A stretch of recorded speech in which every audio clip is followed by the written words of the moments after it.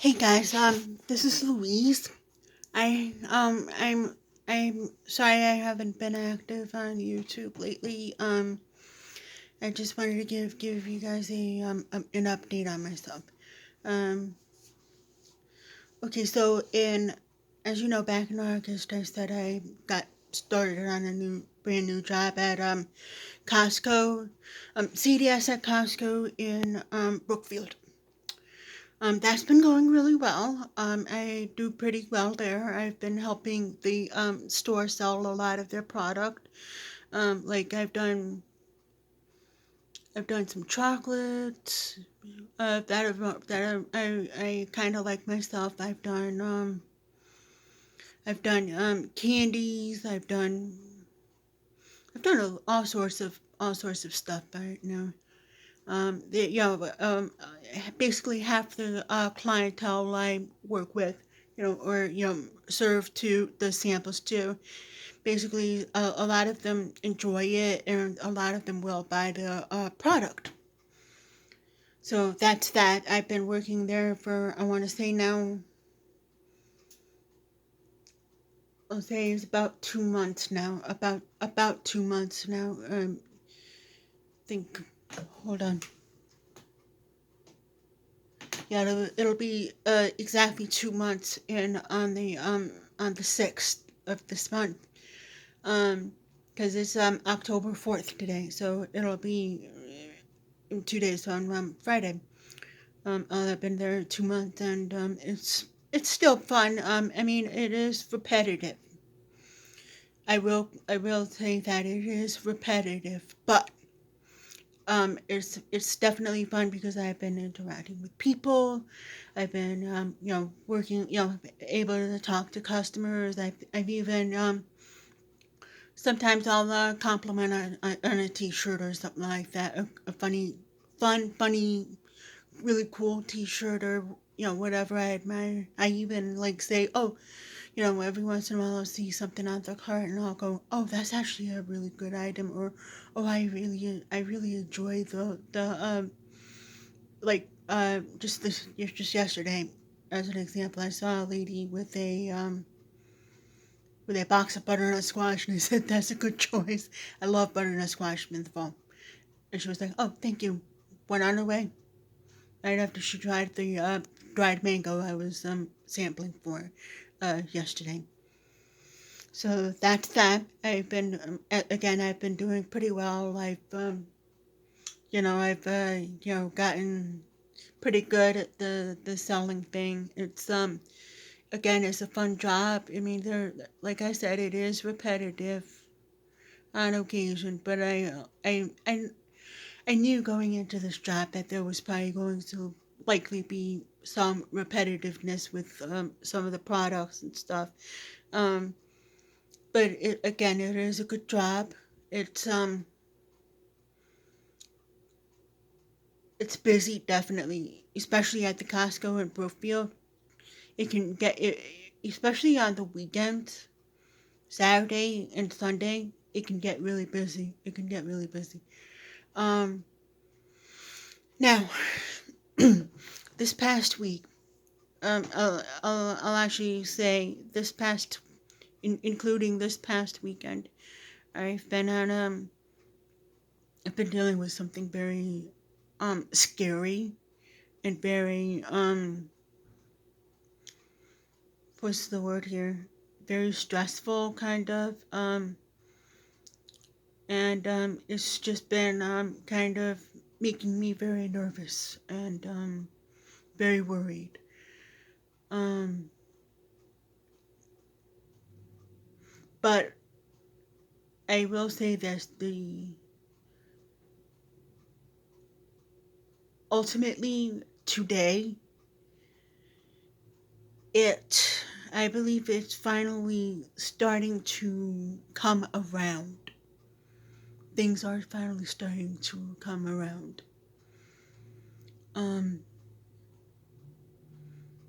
I have my mom. This is about my mom. I've been very worried about her over the past this past weekend and the past few days, and But again, I think things are starting to look up and start to turn around, thankfully. And knock on wood, I hope things are, I really hope things are finally starting to turn around. Um, so this is about my mom. So I'm going to just describe my mom a little bit to you, just so you understand why I'm really worried about her. You see, my mom's always been, ever since she was a little girl, ever since I want to say, I think since the year 1957 when she was born, she's had,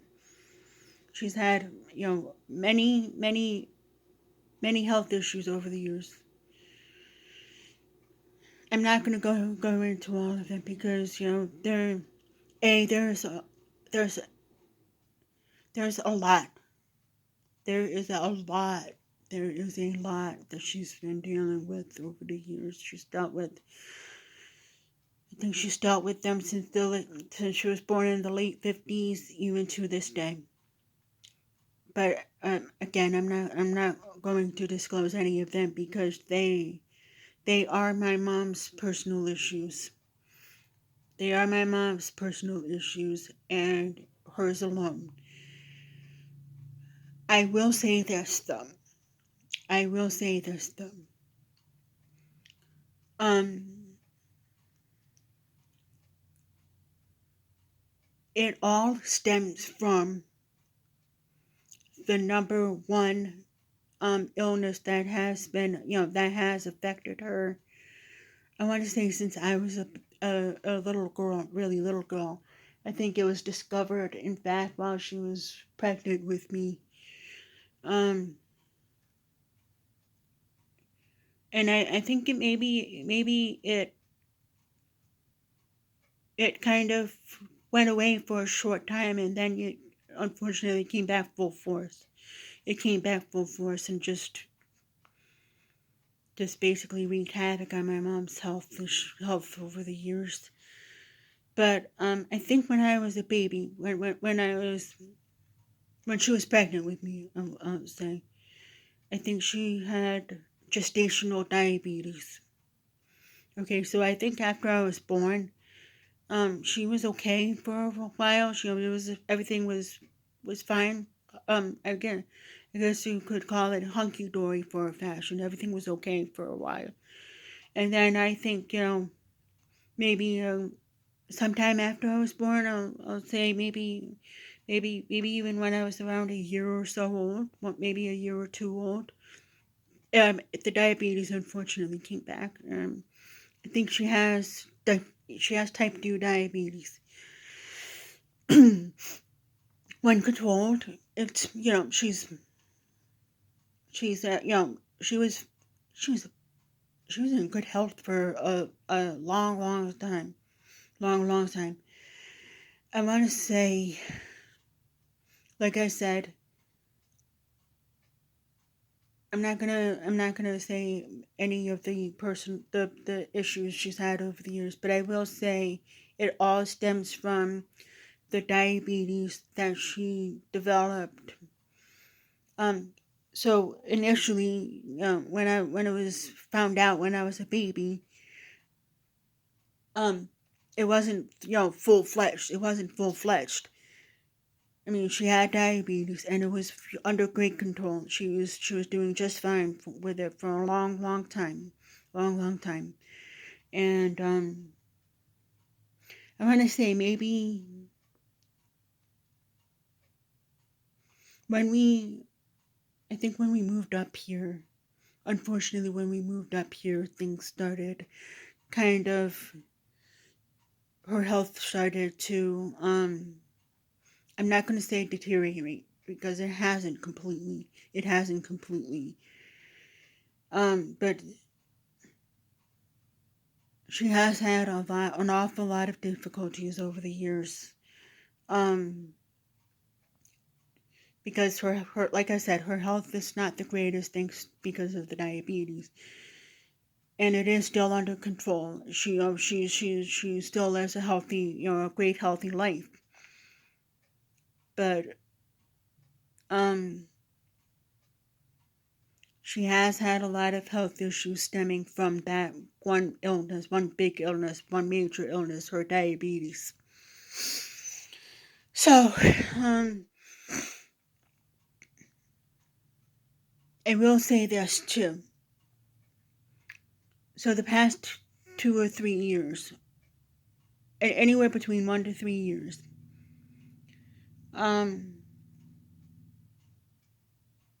I'm not going to say too much about it, just this one piece. Because again, this is her personal business. This is her personal issues. I only know them because, my dad tells me about them and she tells me sometimes herself. But she has had stemming from the diabetes, urinary tract infections, very frequently, like one right after the other, between the past 1 to 3 years. It's usually under great control. She's usually on top of it with she's been right on top of it by getting some antibiotics from her primary care doctor. I just say that her primary care doctor is very good about helping her out with that. Getting her a new script it started off with every 3 months. Every 3 months, it was under control, and then it's actually kind of recently started becoming a little more frequently, like every other, like I want to say once a month. Then, and it all came to a head this past weekend. So Saturday afternoon after work, my dad picked me up. Mom and Dad both picked me up. And he was explaining to me that Mom was very weak and could hardly move. He had trouble bringing her out to the car after she was done with her day at work. So he was telling me that he had this weird feeling, and to this day, I want to say that I sincerely believe that a guardian angel must have tapped my dad on the shoulder and said, "Hey, look, I think something's going to happen with your wife, with Helen, who's my mom. My mom's name is Helen Joy. She's a sweet woman, lovely. I love her to pieces. I love her to pieces. She's one of my best friends, I want to say. I know it's a little weird to hear, but it is the truth. She is one of my best friends, and she's helped me out awful lot over the years. She's given me great advice. She's helped me out of my fair share of scrapes as well, even some health scrapes. So yeah, so even the guardian angel was telling me too. I was feeling a little bit of a I want to say I was feeling a little bit of a niggling suspicion. I want to say like an inkling of a suspicion that my mom wasn't feeling too good. She was moving very slowly. I think she was like really tired. Very fatigued. I think that's the word, fatigued. So my dad and I, took her to the New Milford Hospital, here in New Milford, Connecticut. So we took her to the hospital. We went in with, put with her in a wheelchair, and she seemed to be okay, and it was to myself, I was thinking, oh, here we go again, another UTI. So we go and we check her in. She goes into the ER and all that good fun stuff. Okay, so initial diagnosis. Okay, UTI. Okay, so they admit her. They go through the motions of getting her on a different antibiotic from the initial antibiotic she's been given, because unfortunately we found out she was unfortunately resistant to it now. She can't really trust or rely on that antibiotic anymore. It's not gonna, I don't think it's gonna do anything anymore, because she's had to take it so often because of her frequent infections. So we took her in on Saturday night, Sunday. Little bit, like minor improvement, minor improvement. She seemed okay. She seemed to, her fever seemed to like come and go, and the antibiotic was kind of helping. Monday, she was okay to start with. She was just fine to start with. She spoke to me. We were texting back and forth, and the doctors initially were like, "Oh, maybe we'll release her today." But then, wonderful man. I to this day I will I mean, even in the future I will praise this gentleman. He did a phenomenal job. He was a phenomenal doctor. He he initially diagnosed my mom. Hold on. He initially diagnosed my mom. Oh, I'm sorry about the camera. By the way, I turned the light off. But no, here we go. He initially diagnosed my mom with the UTI. He he oh wow. I got some bug bites when I was outside. Yeah, I got some bug bites when I was outside earlier. Anyway, so yeah, alright. It should be fine. Mosquito. I'm alright. I I know it. Um so anyway, he was the one that initially diagnosed her with the UTI. Okay. So he was wanting to do follow up blood work, and maybe a test if needed. Maybe begin to approve my mom going home. Okay, so he does the blood work, the follow up blood work. He begins to notice my mom is, starting to revert back to her feverish state. Ultimately, we found out some very, very scary news on Monday night. So my dad and I go in Monday night, early Monday night, and we see her laying in her bed, and it was the scariest moment of my life. She was laying in a bed, um, very twitchy, very shaky, very unlike herself. She was shivering, twitching, shaking, you name it. And she was very confused and so unlike herself. I'm not going to go too much into the details here,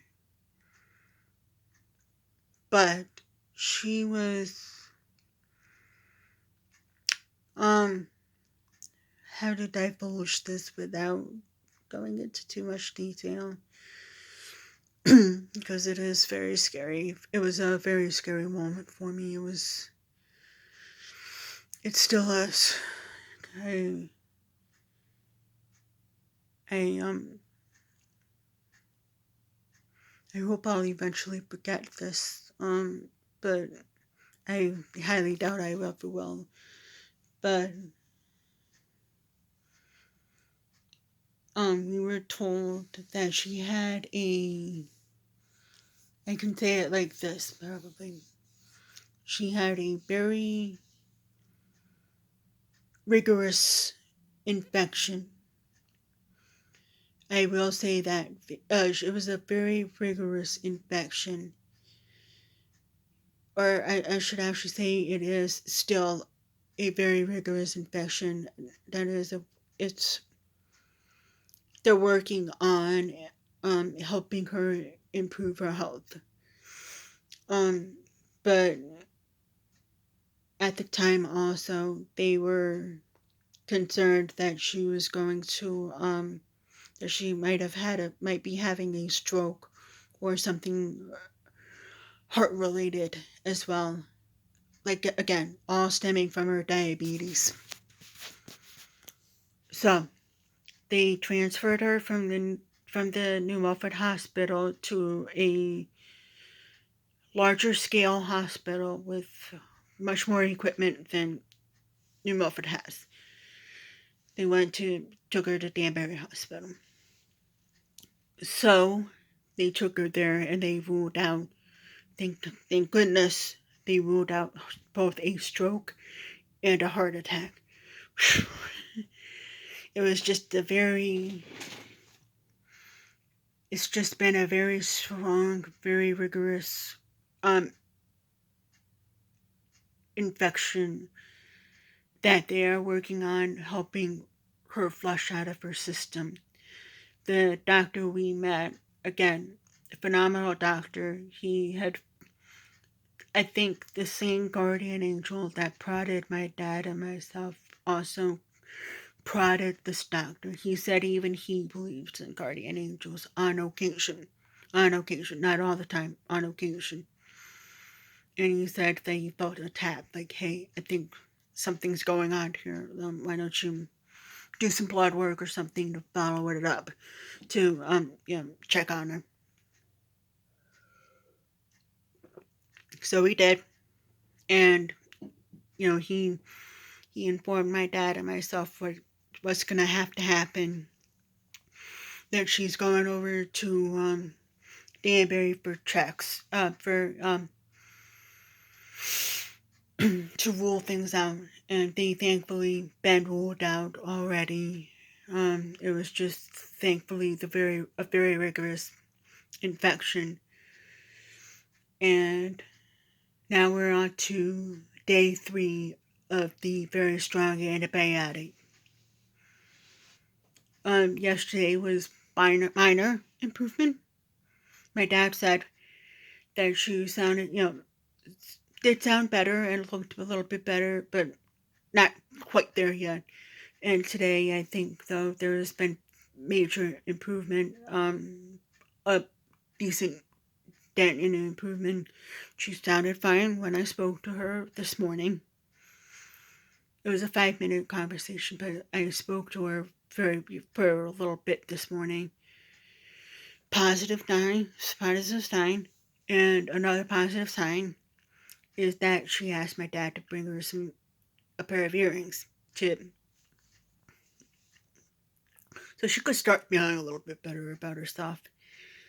And her state seems to be improving, her mental state.